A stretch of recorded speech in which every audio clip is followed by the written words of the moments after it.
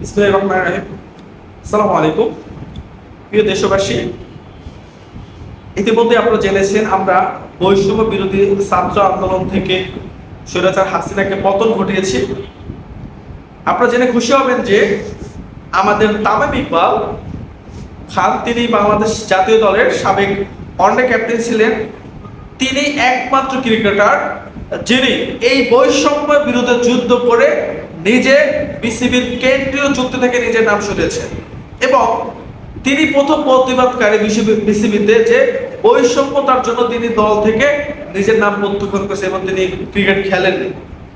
সেই তামিম ইকবাল আজকে আমাদের যে উপদেষ্টা আসিফ মাহমুদ সজীব ভুঁইয়া, তিনি আজকে আমাদের ক্রীড়া উপদেষ্টা অর্থাৎ ক্রীড়া মন্ত্রণালয়ের দায়িত্বে যিনি এখন আছেন, তিনি সেই আসিফ মাহমুদ আজকে তামিম ইকবালকে নিয়ে পুরো বিসিবি মিরপুর মাঠ, বিসিবি বিভিন্ন সেক্টর ঘুরে দেখেছে এবং আশা করা যাচ্ছে আমাদের তামিম ইকবাল খুব দ্রুত ক্রিকেটে ফিরছে এবং সম্মানের সহিত ফিরছে, এটাই আশা করা যায়।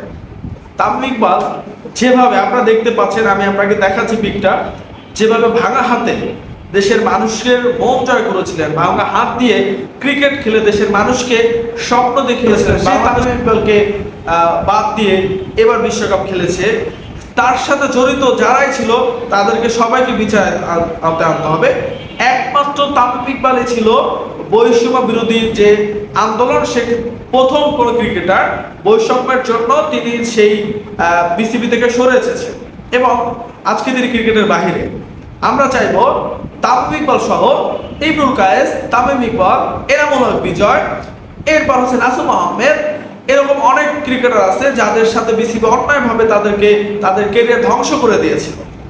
সবশেষ শাহরিয়ার নাফিসকে, যদি এখন তিনি দায়িত্বে আছেন বিসিবির মিডিয়া অপারেশনের সেকেন্ড অফিসার হিসেবে তিনি আছেন, মানে কো ম্যানেজার হিসেবে আছেন, এই শাহরিয়ার নাফিসের ক্যারিয়ারও তার নষ্ট করে দিয়েছিল।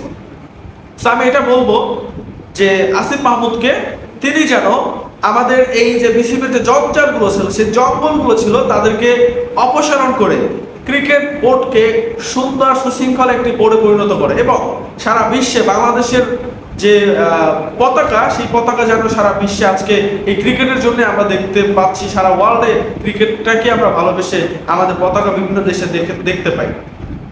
সেই দেশকে নিয়েও, সেই ক্রিকেটকে নিয়েও তারা ষড়যন্ত্র করেছে, তাদের আত্মীয় স্বজন দিয়ে ক্রিকেট টিমকে ভরে রেখেছিল। খালেদ মাসুদ পাইলট বলেছিল যে তারা তাদের কারো ভাগ্নে, কারো ভাইয়ের ছেলে, কারো বোনের ছেলে, এরকম আত্মীয় স্বজন, মানে কোটায় ক্রিকেট টিমটা ভরা ছিল, 7-8 জন ক্রিকেটার ছিল, কোটায় খেলতেছিল। এটা কি ভাই? এটা কোনো দেশ নাকি ছিল? এটা কেমন দেশ ছিল সেটা আমরা জানি না, এর জবাব দিতে ছিল না।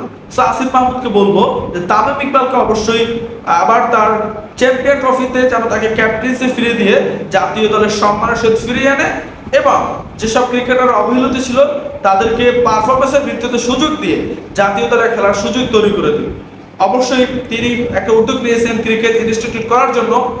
আমাদের দেশের ক্রিকেটারদের সমস্যা আছে, তারা পাওয়ার হিটিংয়ের সমস্যা আছে, টি-20-তে তাদের অবশ্যই অনেক ডেভেলপ করার সুযোগ আছে, এটা নিয়ে আসিফ মাহমুদ কাজ করবে। আমি চাবো এই হাতুড়েকে তারা খুব দ্রুত অপসারণ করে দেওয়া হয়। তাকে রেখে যে ক্ষতি হবে তার সেই ক্ষতি আমরা পুষে দিতে পারবো। তার যে অবস্থা, সে যেভাবে ক্রিকেট টিমটাকে ধ্বংস করেছে, সাকিব তামিমের সাথে দ্বন্দ্বে অবশ্যই এই হাতুড়ের মুখ্য ভূমিকা ছিল। আমরা চাইবো তামিমকে সম্মানের সহিত আবার জাতীয় দলে ক্রিকেটে ফিরিয়ে আনা হোক। তো আজ এই পর্যন্তই, ভালো থাকবেন। আসসালামু আলাইকুম রহমতুল্লাহ।